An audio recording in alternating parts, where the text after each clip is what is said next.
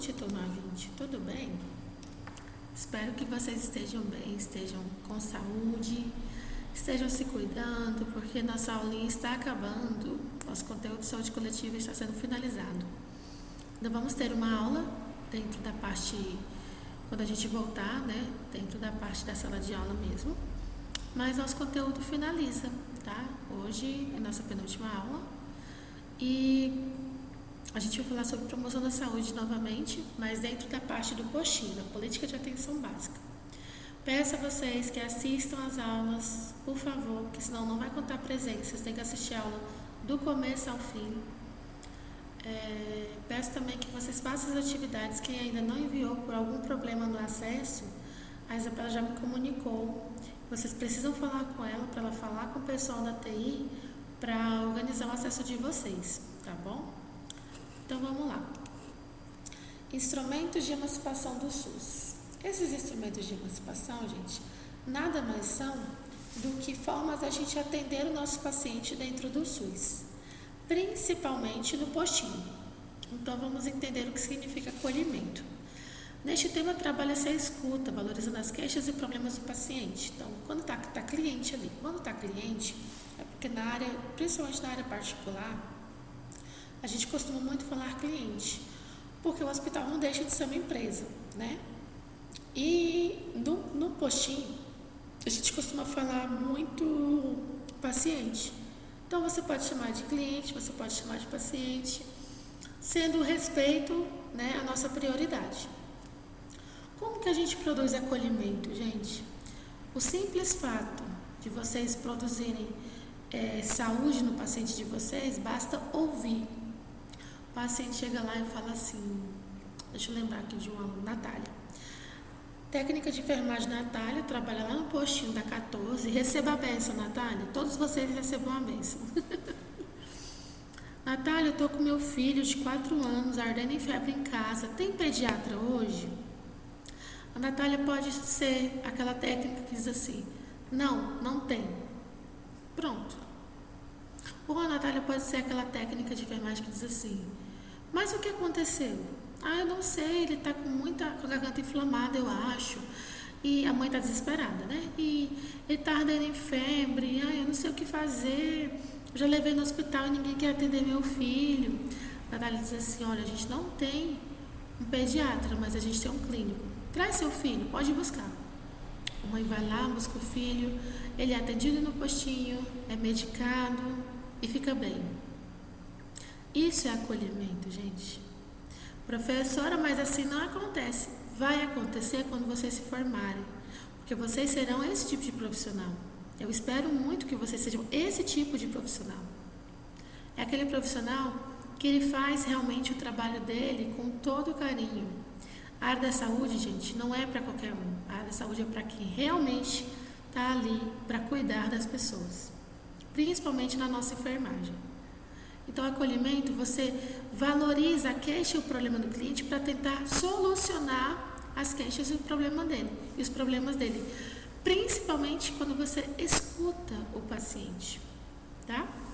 Então, você consegue acolher o paciente simplesmente ouvindo o que ele tem a te falar. As queixas, as dúvidas, né? Dentro também do que você consegue. Quando você não consegue, você busca ajuda, né? Outra coisa, visita domiciliar. A equipe de enfermagem analisa as condições de tratamento entre os componentes da família, o que cada um faz, como agem, se o que fazem pode causar adoecimento ou morte, considerando também a condição financeira. Então, a visita domiciliar é feita com o agente comunitário de saúde, que é o ACS, com o enfermeiro, com o técnico de enfermagem. Raramente o médico vai, só realmente quando tem necessidade. Porque como o médico tem que ficar no postinho, né, para atender as pessoas, então vai geralmente o enfermeiro com o técnico e o ACS. E aí o que acontece nessa visita domiciliar? É observado as condições de saúde, as condições da casa, as condições de higiene, as condições de estudo, nível de conhecimento da família, tudo é avaliado, por quê? Para tentar atender essa família da melhor forma possível. A gente vai fazer uma atividade referente a isso e eu vou explicar melhor para vocês, tá? E a consulta de enfermagem ela é realizada pelo profissional graduado em enfermagem, o enfermeiro. Que o enfermeiro tem contato com o paciente para fazer a consulta de enfermagem. Existe a consulta médica, que quem faz é o médico, e existe a consulta de enfermagem, que quem faz é o enfermeiro. É imprescindível que o técnico de enfermagem prepare o paciente para este momento da consulta com o enfermeiro. Lembre-se, equipe de enfermagem. Então, como é que vocês vão preparar o paciente para o enfermeiro fazer a consulta de enfermagem lá no postinho? Vocês vão fazer a triagem, que é o quê? Pesar o paciente, medir a altura desse paciente, verificar a pressão arterial do paciente, se tiver oxímetro, verificar batimento cardíaco e saturação de oxigênio desse paciente, verificar a temperatura desse paciente e anotar alguma queixa que ele te fale e levar depois ao enfermeiro prontuário desse paciente. Por quê? Porque primeiro o paciente tem contato com vocês para depois ser preparado para a consulta de enfermagem com o enfermeiro, tá bom? Aí a gente dentro disso tem perfis epidemiológicos. Então, os perfis epidemiológicos são resultados de da conjunção entre os perfis de reprodução social, que são os determinantes do processo de saúde e doença, e os perfis de fortalecimento e desgaste, que são resultados do processo de saúde e doença dos grupos sociais, os quais devem ser monitorados como atividade de controle de saúde coletiva. A gente já estudou sobre determinantes e condicionantes de saúde, certo? A gente já teve essa matéria, já estudou sobre isso nas aulas anteriores. Então, como que eu faço um perfil epidemiológico de uma população? Com base no ciclo social, no perfil social daquela comunidade. Como, por exemplo, determinada sociedade, determinada cidade, né? A sociedade de determinada cidade não faz a higiene correta, o descarte correto do lixo. Deixa pneu acumulado na rua, deixa garrafas PET acumuladas na rua. Então, esse tanto de lixo, ele vai trazer baratas, que vão trazer escorpiões, que a água, quando chover, a água vai acumular nos pneus, nas garrafas PET. E aí diversas doenças vão acontecer nessa cidade por conta que a população não trabalha a parte da higiene. Entenderam? Outra forma também da gente avaliar o perfil epidemiológico, a questão da febre amarela. O controle inadequado dos animais silvestres, né? A falta de controle dos animais silvestres, por exemplo, muitos macacos soltos nas ruas, em contato direto com o homem. Isso também pode deixar a população doente com a febre amarela, como já aconteceu antigamente. Então, esses perfis epidemiológicos são montados com base na epidemiologia daquela região, tá? Aí a gente tem algumas siglas utilizadas no SUS. Nós temos o CIPAC, que é o Sistema de Informação de Agentes Comunitários de Saúde, que é usado dentro do postinho. O CIAB, que é o Sistema de Informação da Atenção Básica, também utilizado no postinho. O SIM, que é o Sistema de Informação de Mortalidade, utilizado em toda a rede do SUS.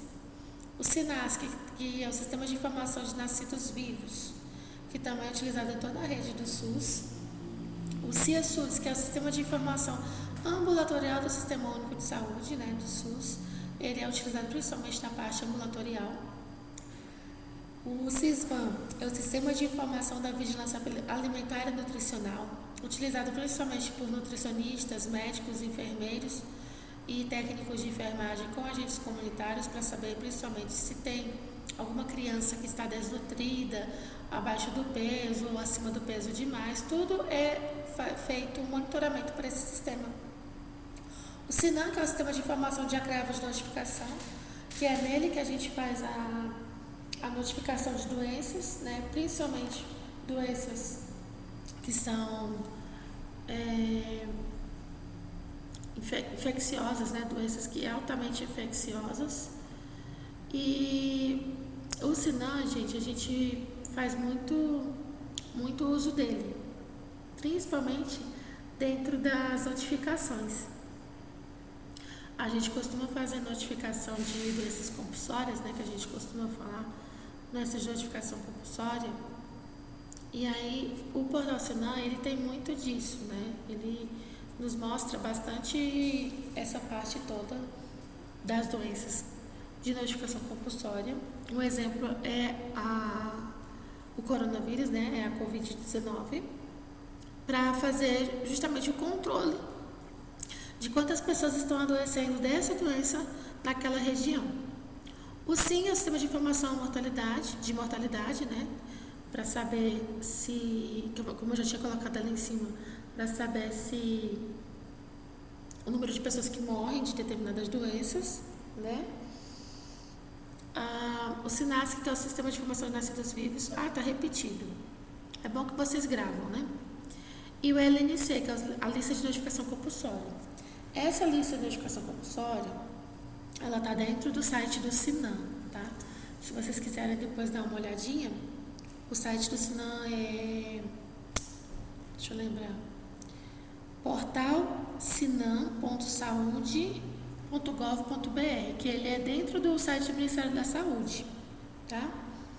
E aí, assim, tem lá várias doenças, como a tuberculose, o tétano, as doenças transmitidas por alimentos, a rubéola, sarampo, sífilis, rotavírus, a raiva também entra, poliomielite, meningite, leptospirose. Todas essas doenças, elas são de notificação compulsória. Então, tem lá uma lista para a gente saber quais são as doenças que devem ser feitas a notificação dentro desse sistema do SINAM, tá? Aí nós temos, a gente já falou bastante sobre isso, mas para a gente fechar nosso conteúdo geral, né? Essa aqui é a penúltima aula. As políticas nacionais de promoção da saúde, as condições de trabalho, moradia, alimentação, meio ambiente, do lazer, dentre outras, elas determinam nossa maior ou menor saúde. Por exemplo, eu vou ter mais saúde no ambiente que tenha salubridade, por exemplo, um ambiente que seja ventilado, um ambiente que seja limpo, um ambiente que eu consiga ficar bem, né, emocionalmente. Eu vou ter mais saúde ou menos saúde no ambiente desse? Eu vou ter mais saúde, né? Agora, se eu trabalho ou se eu moro num ambiente que ele me expõe a doenças, que ele é totalmente fechado, ele não tem nenhum tipo de ventilação, a higiene é totalmente inadequada, eu vou ter menos saúde trabalhando num lugar assim, certo? Ou morando num lugar assim. A promoção da saúde é uma das estratégias desse setor saúde, montada para buscar a melhoria da qualidade de vida da população. Seu objetivo é produzir a gestão compartilhada entre usuários, movimentos sociais, trabalhadores do setor sanitário e de outros setores, produzindo autonomia e corresponsabilidade. É o que a gente já conversou bastante sobre essa política, né? Você trabalha dentro da promoção da saúde a qualidade de vida da população com relação a onde ela mora, onde ela trabalha, onde ela vive, onde ela frequenta, o ambiente que ela frequenta. A Política Nacional de Promoção da Saúde, PNPS, foi aprovada em 30 de março de 2006 e ela dá diretrizes e aponta estratégias de organização das ações de promoção da saúde nos 3 níveis de gestão do Sistema Único de Saúde para garantir a integralidade do cuidado. Aí dentro disso a gente tem os determinantes sociais de saúde, os DSS. Os debates sobre os DSS se iniciaram dos anos 70 a 80, a partir do entendimento de que as intervenções curativas para o risco de adoecer eram suficientes para a produção da saúde e dar qualidade de vida em uma sociedade.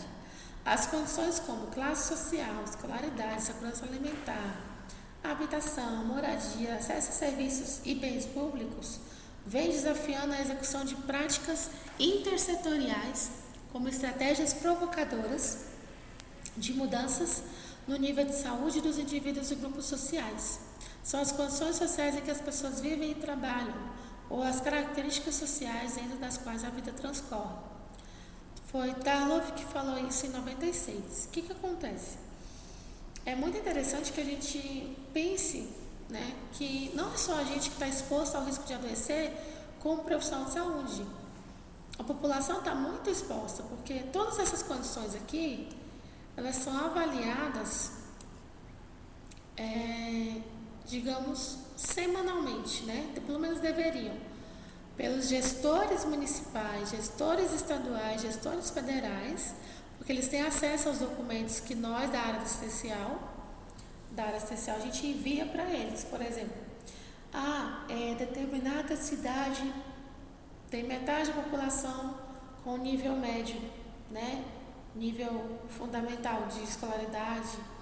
A metade da população ganha o salário mínimo, a outra metade não ganha nem isso.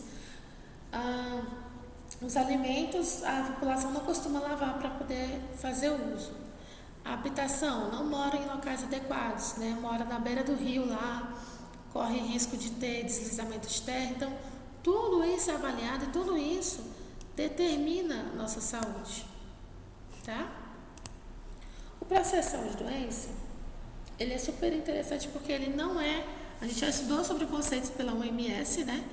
A nossa primeira pergunta da atividade 1. Qual o conceito de saúde segundo a OMS? Né? Então, a saúde não é somente a ausência de doença. A gente tem diversas formas de avaliar se a pessoa tem ou não saúde. No processo de saúde-doença, temos que olhar o indivíduo através de uma visão holística. Eu amo essa palavra, visão, essas duas palavras, na verdade. Visão holística. O que é a visão holística? Você não vê o paciente só como uma pessoa que está doente. Por exemplo, você está trabalhando lá na oncologia, você está cuidando de um paciente com câncer de estômago. Você não está cuidando do câncer de estômago, você está cuidando do paciente que tem câncer de estômago. Então, ele é uma pessoa que tem sentimentos, que está sofrendo com tudo isso que está acontecendo com ele. Ele tem família, ele tem as dúvidas, os questionamentos, ele tem diversas dificuldades além daquele câncer de estômago. Então, a gente vê o paciente como um todo. A visão holística significa isso. Você vê-lo como um todo, não somente como um corpo doente ou um corpo são, mas um ser biopsicossocial. Então, nós somos a parte biológica, a parte psíquica e a parte social, nós seres humanos. Então, nós avaliamos o corpo do paciente, né, no quesito saúde. Nós avaliamos a psíquica, a parte mental do paciente, avaliamos os sentimentos, as emoções. Eu costumo falar que a gente avalia a alma do paciente, a gente consegue visualizar isso muitas vezes, com o tempo que você vai adquirindo experiência. Você consegue avaliar o estado de espírito do paciente, o credo religioso dele. Se ele não tem nenhum tipo de religião, se ele se diz ateu, você vai respeitar o paciente. Porque não é porque você é da igreja do véu, da igreja do sétimo dia, da igreja católica, da religião do candomblé, não. Não é porque você tem essa religião que o paciente tem que ter. Então, você vai respeitar a religião dele, ou se ele não tiver também, você vai respeitar do mesmo jeito. Você tem que respeitar o estado de espírito dele. A gente avalia como o paciente ele está. A gente avalia como o processo de saúde-doença, não sendo a doença em si. Porque o paciente tem nome, o paciente tem família, ele quer e precisa de tratamento. E quem cuida do paciente é você. O cuidador do nosso paciente é você, futuro profissional técnico de enfermagem. Você que quer terminar o curso técnico de enfermagem, depois fazer a faculdade de enfermagem, fazer a faculdade de medicina, fazer a faculdade de biomedicina, fazer a faculdade de fisioterapia, de nutrição. Ou então você nem quer fazer na área da saúde, você quer fazer a faculdade de direito. É você, enquanto como técnico de enfermagem, é que está cuidando desse paciente. Então, naquele momento, você vai cuidar do seu paciente. O seu plantão é total dedicação ao seu trabalho. Você está cheio de problemas lá fora. O paciente não tem culpa.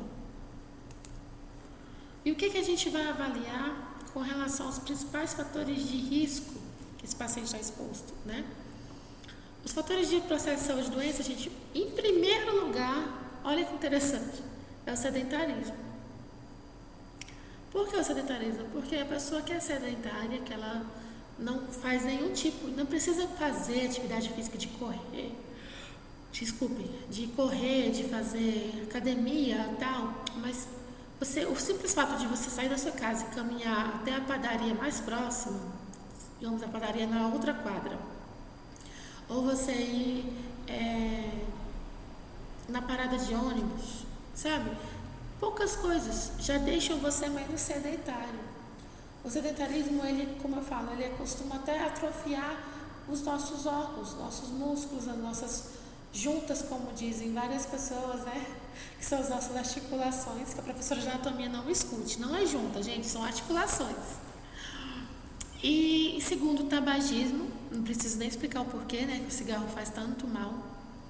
A obesidade, que ela está associada muito ao sedentarismo, né? Que a obesidade traz muitas doenças, principalmente para o corpo, né? Para o mental também, mas para o corpo as artérias sofrem muito, né? E os órgãos também. O alcoolismo também é um fator de risco, um fator de processação de doença.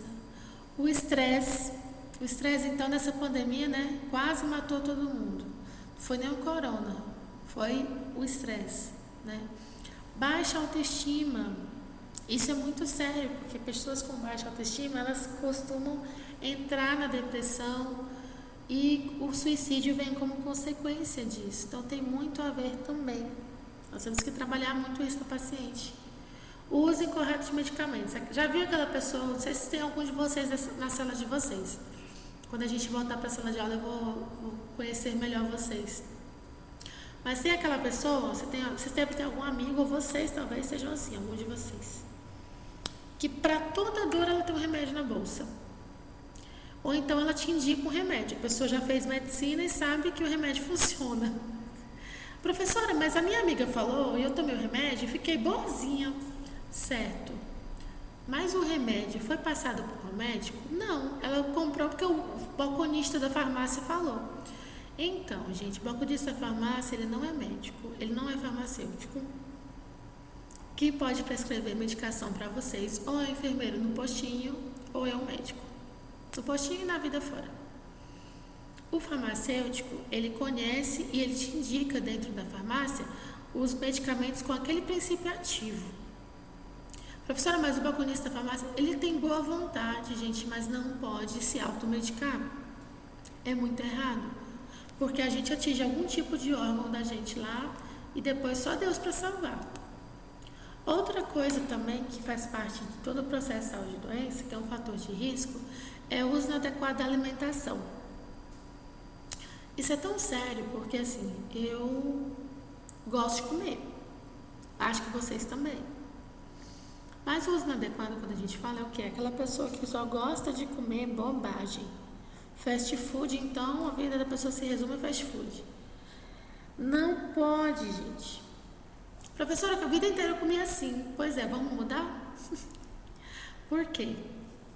O nosso corpo precisa de alimentos que nutram, que tenham vitaminas, sais minerais, principalmente nas mulheres, viu, meninas?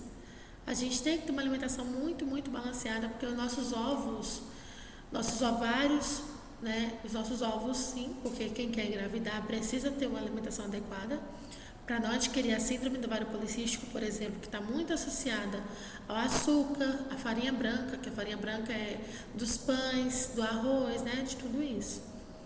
Então, a alimentação adequada, ela protege vocês de várias doenças, tá? O que é alimentação adequada? Comer pelo menos 5 frutas ao dia. 5 frutas, 5 frutas. Então, uma banana conta? Conta. Uma laranja conta? Conta. 5 morangos conta? Conta. Um kiwi conta? Conta. Então, já foi banana, laranja, morango, kiwi e mexerica, conta? Conta. Professora, é muito caro kiwi e morango. Então vamos colocar aqui mamão, né? E vamos colocar outra fruta sendo o abacaxi. Professora, mas eu tenho que comer abacaxi todinho? Não, é uma porção. Então assim, isso faz parte de uma alimentação balanceada. O prato da gente, ele tem que ter mais salada, mais legumes do que arroz e feijão. É difícil? É difícil, não é fácil. Mas, quanto mais colorido, mais saudável é. Para a gente realmente evitar doenças cardiovasculares, principalmente elas. Além da diabetes, além da hipertensão, né? Também problemas colaborativos, problemas pré-existentes, ou seja, problemas do trabalho, né? Problemas que já existam no trabalho também podem causar algum tipo de doença na pessoa. Relações interpessoais prejudicadas, aquela pessoa que guarda tudo para ela. Ela está com um problema, mas ela não desabafa. Ela não resolve o problema. E o problema fica ali, rondando a cabeça dela. Então, se a gente tem algum problema com a pessoa, você tem que ir lá e conversar. Você tem que dialogar. O diálogo, gente, consegue resolver metade dos problemas da gente. Renda insuficiente, falta de dinheiro, dá problema? Nossa, e como? Essa pandemia, quantas pessoas desempregadas, quantas pessoas sem ter condições de pagar suas contas em dia? Mexeu com muita gente, né? Então, a renda insuficiente com certeza mexe muito também conosco. Educação inadequada. Por que educação inadequada? Se você não tem o mínimo de educação com relação ao conhecimento, né? Você sabe que tem que comer verdura, você sabe que tem que comer fruta, você sabe que tem que comer menos açúcar, você sabe que faz mal o cigarro. A educação inadequada, ela realmente causa um processo de saúde e doença das pessoas também. Disposição ineficaz de agenda para tratamento. Você vai lá no postinho marcar uma consulta com o pediatra, com a ginecologista, porque você está tendo corrimento. Aí a atendente lá no postinho diz assim, só tem vaga para ano que vem. Você vai morrer, né? Se você for esperar para ano que vem. Porque estamos em outubro, só tem vaga em janeiro? Como assim? Então, esse problema também de não ter agenda para o tratamento dentro dos postos de saúde, dentro do hospital, das clínicas, né, da parte pública, né, da parte do SUS, também nos causa doenças. Problemas com os cuidadores parciais, dos parciais ou totalmente dependentes. O problema que a gente fala com os cuidadores é o quê? Não é o cuidador de idosos, quando ele fala cuidadores. É a pessoa que está ali prestando assistência ao paciente. Por exemplo, você trabalha no hospital, o seu plantão é o plantão ímpar, né? Que hoje são 15 de outubro, então plantão ímpar, né? Hoje você foi lá e cuidou do seu João super bem. Amanhã, a sua colega que está no plantão par. E ela que vai cuidar do seu João, só que ela não cuida como você cuidou. Então vai te gerar um problema, porque quando for dia 17 que você vai voltar a cuidar do seu João, no seu plantão, não, ele não vai estar do jeito que você deixou, ele vai estar pior. E muitas vezes ele está pior não é pela doença que ele tem, é pela falta de cuidado adequado da sua colega do outro plantão. Entenderam?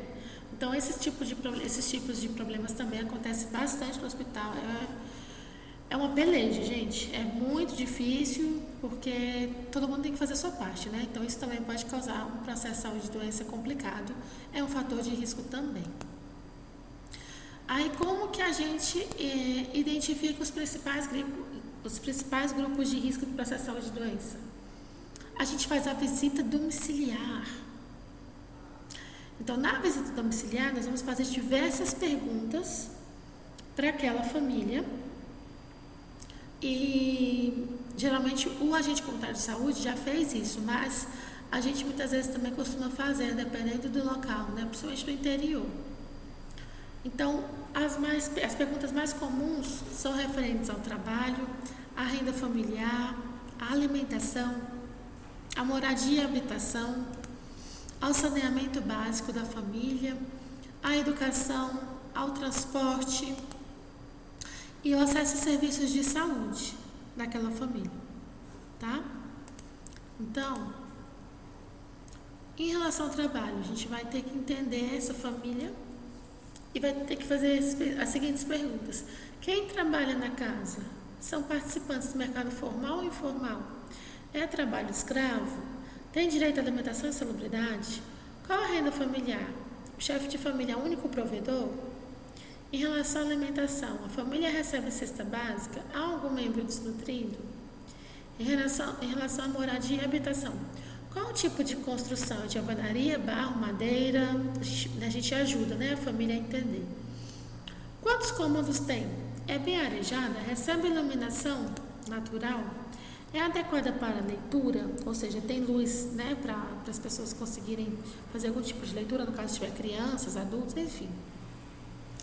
A umidade, ou seja, a casa é úmida ou a casa é sequinha, né? Não fornece nenhum tipo de risco para doenças respiratórias, por exemplo.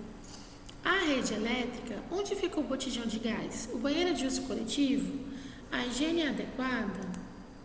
Em relação ao saneamento básico, como é o abastecimento da água? É de poço? É de rio? A água encanada? Utilizam água de poço ou de rio? Como ocorre a eliminação de excretos? Ou seja, tem banheiro na casa? Banheiro com vaso, né? Banheiro corretinho, bonitinho? A esgoto, como se dá a coleta de lixo? Qual a periodicidade da coleta? Ou seja, quantas vezes na semana tem coleta de lixo, se tiver coleta de lixo? Onde é despejado o lixo coletado? Fica a céu aberto ou incinerado? Há algum tipo de projeto de reciclagem do lixo? Em relação à educação, qual o nível de escolaridade dos membros da família? Se a mãe trabalha, tem filhos matriculados na creche? Na família há crianças com idade escolar? Está frequentando a escola com regularidade? Como é o regimento escolar da criança? Em relação ao transporte dessa família, qual é o meio de transporte mais utilizado pela família? Há risco de acidente? A família recebe auxílio transporte? Há acesso para escolas, unidades de saúde e demais serviços da comunidade? Acesso a serviços de saúde. A família tem acesso à unidade de saúde na região? O ACS tem contato com essa família ou vai na casa e nunca encontra ninguém? A ACS é agente comunitário de saúde, tá? Na visita domiciliar, o primeiro a dar a solução aos problemas de família é o agente comunitário de saúde, mediante sua visita e análise das necessidades da casa, virá a equipe multidisciplinar, como eu falei para vocês. Quem faz geralmente esse contato primeiro com a família é o ACS.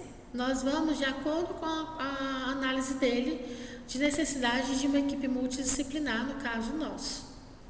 Como promotores da saúde, temos que também avaliar, dentro do acesso ao serviço de saúde, essas perguntas aí. Tem gestante? Tem alguma vítima de violência doméstica na casa? Alguém está no período puerperal? Existe alguém imunizado? A imunização está em dia, ou seja, as vacinas, né?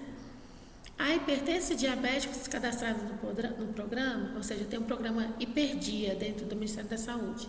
Se dentro dessa casa tem alguém que é hipertenso ou diabético, essa pessoa está cadastrada? Em relação à saúde da mulher, do homem e do idoso, essas três pessoas, no caso, se tiver idoso na casa, homem e mulher, eles estão por dentro dos programas do Ministério da Saúde, as pessoas sabem que tem que fazer o preventivo anual de Papa Nicolau, o homem tem que fazer os exames, né, em relação à prevenção ao câncer de próstata. Tem alguém com hanseníase e com tuberculose? A saúde bucal, mental e as consultas médicas estão em dia? Então, todas essas perguntas, gente, da página 10, tá? Aqui, ó. Iniciando em trabalho, passando pela página 11 até a página 12, dessa última pergunta aqui, vocês vão fazer uma visita domiciliar no papel, vão elaborar, eu vou ensinar para vocês essa aula ainda hoje, e vão me entregar quando a gente voltar, no dia 26. Ainda vou confirmar com vocês, que eu ainda vou gravar mais uma aula para vocês, se vai ser dia 26 ou 27 nessa aula. Mas vocês vão me apresentar isso. Cada um vai fazer o seu, tá? Fiquem tranquilos que eu vou explicar daqui a pouquinho. Vamos continuar a nossa aula. Então, o SUS, ele promove saúde em âmbitos diferentes, ou seja, tanto no meio hospitalar, quanto no postinho, quanto na ESF. Então, no meio hospitalar, nós temos o médico, o enfermeiro, o técnico de enfermagem, o fisioterapeuta, o psicólogo, o nutricionista, assistente social e diversos outros profissionais da área da saúde. E no postinho a gente tem o enfermeiro, o técnico de enfermagem, o agente comunitário de saúde, o médico. Dependendo do postinho tem psicólogo, dependendo do postinho tem dentista, que é o odontólogo, dependendo do postinho tem terapeuta ocupacional e dependendo do postinho tem farmacêutico. Por que dependendo do postinho esses outros profissionais vão estar inseridos? Porque depende do tamanho desse postinho. Quais são as pessoas que ele engloba, quais são as quadras, quantas pessoas estão sendo atendidas por esse postinho. E dependendo do tamanho do postinho, esses outros profissionais também estarão inseridos dentro da estratégia de saúde da família, tá? A responsabilidade da promoção da saúde em qualquer âmbito é principalmente da enfermagem.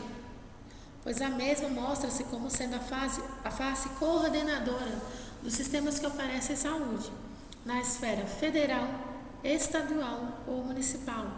Então, gente, sinto informar que a nossa responsabilidade, ela é gigante. Ela não é pequena não, ela é muito, muito grande. Professora, mas eu vou ser só um técnico de enfermagem. Jamais digam isso. Digam assim, eu serei o técnico em enfermagem, a técnica em enfermagem. Por quê? Porque quando você coloca esse artigo o ou a, você se diferencia dos demais. Eu espero muito que vocês sejam aqueles técnicos de enfermagem que eu sinto orgulho, que os outros professores sintam orgulho. Assim como eu tenho vários ex-alunos que se tornaram amigos, que se tornaram pessoas que eu tenho o maior prazer em ser atendida se eu necessitar. Em algum dia ser atendida por eles, eu tenho o maior prazer, maior confiança em ser atendida por eles. Hoje, dia do professor, eu recebi diversas homenagens desses ex-alunos, e cheias de carinho, cheias de saudade, e o agradecimento deles é surreal, assim, é o melhor presente que a gente pode receber realmente. Eu adorei isso aqui, é uma crítica, tá? Eu vou ler para vocês. Enquanto isso no SUS, licença, pode entrar. Amigo, eu sou pediatra. Como que um adulto marca consulta comigo? Por aí, senhor, já pode ver. Por aí você já pode ver há quanto tempo que eu estou na fila. Então vocês imaginem, o coitado está na fila desde quando era criança. E agora ele já é adulto, está esperando ser atendido. É horrível, né? A gente queria até rir, eu nem consigo rir, mas é uma sátira. É uma crítica ao nosso SUS, aos nossos governantes, né? Quantas pessoas esperam na fila por um atendimento há anos? Uma aluna nossa um dia me ligou chorando bastante, né? Ela já tinha terminado o curso, já estava trabalhando na área, enfim. E ela me ligou e falou assim, professora, tem 2 meses que minha mãe morreu, né? Eu falei, tem. Você acordou com saudade dela hoje? Ela falou, muita. Mas tem 2 meses que minha mãe morreu e ligaram hoje lá em casa para marcar a consulta dela com um oncologista. A mãe dela morreu de câncer. A mãe dela morreu esperando na fila do SUS para retirar o tumor, um câncer de mama. Então, assim, 2 meses depois. É horrível, né, a gente saber disso. Então, o que a gente pode fazer? Fazer a nossa parte, trabalhar com amor, não por amor. Porque a gente trabalha, merece reconhecimento, merece um salário digno. Às vezes a gente trabalha com carinho, com amor, com dedicação. Tá bom? Eu vou agora entrar aqui no trabalho para explicar para vocês como que vai funcionar. Vocês vão fazer ele à mão, tá? Não quero assim impresso. Vocês vão pegar uma folha branca, como essa, vão fazer com esse título. Atividade avaliativa de saúde coletiva, turma 20. Professora Aparecida Moraes. Coloquem o nome de vocês aqui bonitinho, tá? E escrevam visita domiciliar. Aí vocês vão colocar o nome da família de vocês. Não pode colar o nome da minha família, nem idade, nem nada, tá? A família que eu escolhi é a família Silva Sauro.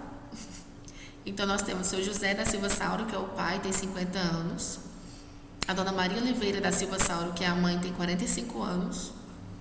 Eles têm 3 filhos, a Antônia, o João e o Joaquim. A Antônia tem 15 anos, o João tem 13 anos e o Joaquim tem 10 anos. Então, vocês vão escolher uma família, pode ser com mais filhos do que está aqui, do que 3. Pode ser a família só com um filho. Pode ser a família com 2 filhos, com 30 filhos, vocês que escolham, tá? E aí essa é a minha família para minha visita domiciliar. Então vocês vão pegar as perguntas daqui, essas aqui, e vão escrever nessa folha em branco. Aí eu coloquei aqui, trabalho. Quem trabalha na casa? No caso aqui da minha família que eu escolhi, o pai. Aí vocês coloquem, gente, de caneta, não coloquem caneta vermelha, tá? Caneta vermelha é o professor que usa. Coloquem nas perguntas e nesse título aqui na frente, uma caneta preta, por exemplo, e a resposta de caneta azul. Não pode ser de lápis, tá? Todo o trabalho, ele vale nota, então precisa ser de caneta. Então pode ser caneta azul e caneta preta, caneta colorida, mas assim, nada daqueles verdes fluorescentes, aquelas cores muito fluorescentes, rosa, esse trem não. Então, o básico é a caneta azul ou preta. Então, quem trabalha na casa? O pai. Pronto. No meu caso, aqui só o pai trabalha, a mãe não trabalha, tá? São participantes do mercado formal e informal. Então, o pai trabalha de carteira assinada. Então, o pai trabalha da forma formal, CLT. Ele tem carteira assinada. É trabalho escravo? Não, porque o pai trabalha e tem salário, né? Então, não é trabalho escravo, certo? Tem direito à alimentação e salubridade? No caso do seu José, sim. Senhor José recebe vale alimentação mensal no valor de R$ 500. Opa! Certo? Ok. Salubridade é referente, gente, ao ambiente que ele trabalha.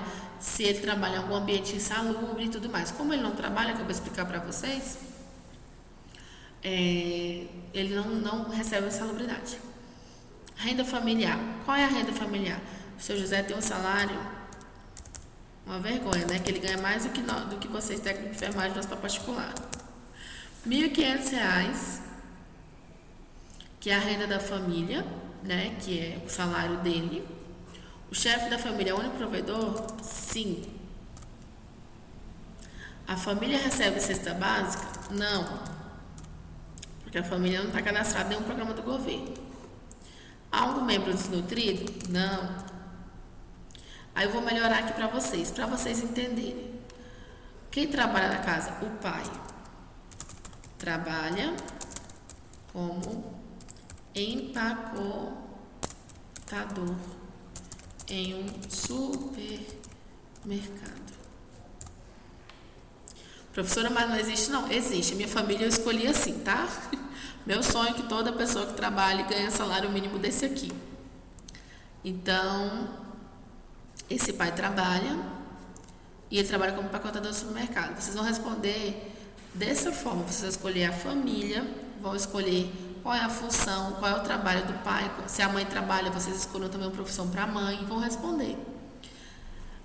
Eu parei no 4 aqui, porque é só para dar um exemplo para vocês. Vocês vão continuar. Qual o tipo de construção? Vou colocar aqui. Qual o tipo de construção? Entenderam? Então, vocês vão fazer isso aqui. Vocês têm bastante tempo. Hoje são dia 15, vocês têm mais de 10 dias. Porque a gente volta dia 26 em nome de Jesus. E aí vocês vão me entregar. Tá bom? Vão fazer bonitinho e me entregar. Já dou logo a dica. Vocês não vão achar nada no Google. Isso aqui é com base da aula de hoje. Vocês vão responder. Tá? Tudo que a gente continuou e respondeu bonitinho. Professora, posso te mandar por e-mail para tu corrigir e ver se está certo? Não. Eu não vou receber essa atividade por e-mail. Só as outras. Essa atividade vocês vão fazer, vão me entregar em sala de aula e vão apresentar em sala de aula. Tá? Essa atividade, ela vai valer, vou colocar aqui, deixa eu ver. Ela vai valer, não precisa vocês colocar, mas vou colocar aqui só para vocês entenderem.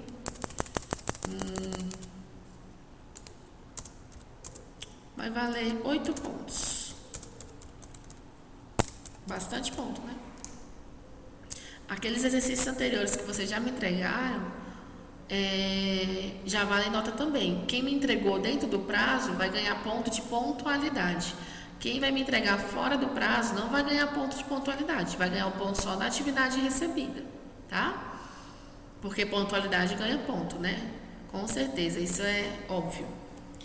Então, vocês entenderam? A atividade vai consistir nisso. Caso vocês tenham dúvida, mandem a dúvida por e-mail, mas não mandem a atividade, porque eu não vou tirar dúvida, não vou corrigir a atividade por e-mail, tá? Isso aqui, considerem isso como uma prova, mas uma prova que dá para fazer em casa. Então, eu estou sendo ótima com vocês, sendo bem legal, né? Eu presente dos professores para vocês. Então, vocês vão escolher a família, vão colocar quem é pai, quem é mãe, quem é filho, quem é filha. Se vocês quiserem acrescentar que mora algum neto, genro, vocês podem, não tem problema. Quanto as informações são vocês que vão elaborar. Eu preciso da idade deles, né? E aí vocês vão preencher todas essas perguntinhas, desde a página 10, todas essas aqui, vocês vão colocar a pergunta e a resposta, e vão colocar com um temazinho bonitinho, igualzinho tá aqui, tá vendo? O tema, pergunta e resposta. E vão colocar aqui até a página 12, até essa última pergunta aqui, tá bom? Por hoje é isso, desejo para vocês uma ótima noite, um bom descanso, que possa dar tudo certo, possa continuar tudo dando certo pra gente, para nós voltarmos com bastante saúde em breve. Boa noite e fiquem com Deus.